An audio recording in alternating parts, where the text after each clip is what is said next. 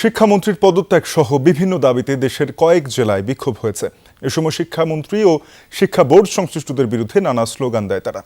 বৈরী আবহাওয়ায় ভোগান্তির কথা জানিয়ে পরীক্ষা স্থগিতের দাবি জানানো হয়। এছাড়া প্রশ্নপত্রের ত্রুটি ও শিক্ষামন্ত্রীর মন্তব্যেরও প্রতিবাদ জানানো হয়।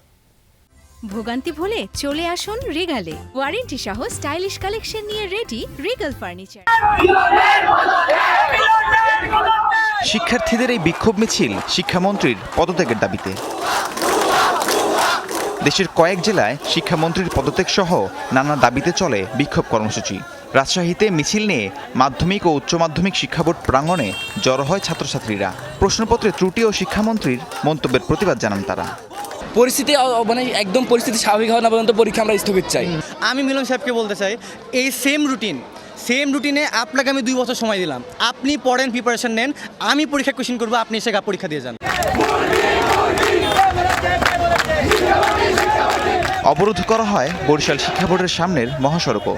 2 ঘণ্টাব্যাপী সেখানে চলে বিক্ষোভ। বন্ধ হয়েছে যান চলাচল। এ সময় দ্রুত দাবি মেনে নেওয়া না হলে কঠোর কর্মসূচির হুঁশিয়ারি দেওয়া হয়। আমাদের অবকাঠামোগত উন্নয়ন এবং আমাদের শিক্ষা প্রশ্ন যে করা হয়েছে সে প্রশ্নের উন্নয়ন।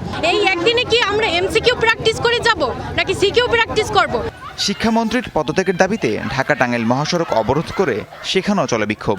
এ সময় 10 কিলোমিটার সড়ক জুড়ে তীব্র যানজটের সৃষ্টি হয়। শিক্ষামন্ত্রীর মন্তব্যের তীব্র প্রতিবাদ জানান বিক্ষোভকারীরা।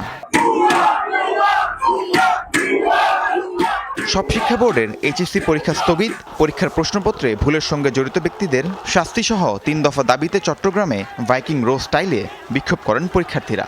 দাবি না মানলে লাগাতার আন্দোলনের হুঁশিয়ারি দেন তারা।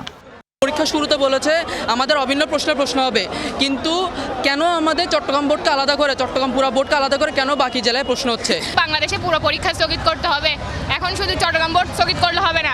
মিলন সাহেবকে বলতে চাচ্ছি, উনি যদি শিক্ষার্থী বান্ধব না হয়, আমাদের এর আগের অভ্যুত্থান হয়েছিল সরকার ফ্যাসিস্টের বিরুদ্ধে, এবার হয়তো শিক্ষার্থীরা আপনার বিরুদ্ধে একটি শিক্ষা অভ্যুত্থান ডাক দিবে। এছাড়াও গাজীপুর, সাভার, ময়মনসিংহ, খুলনা, যশোর সহ দেশের বিভিন্ন স্থানে শিক্ষামন্ত্রীর পদত্যাগের দাবিতে বিক্ষোভ করেছেন এইচএসসি পরীক্ষার্থীরা। রাহিম সারোয়ার, যমুনা নিউজ।